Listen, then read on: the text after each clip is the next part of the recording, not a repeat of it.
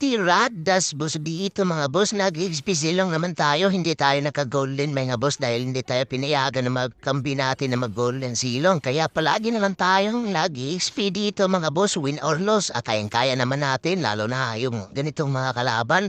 Yung Sylvana. Pero malakas yung Sylvana mga boss dahil naka-Abinjans to. So hindi ko to basta-basta.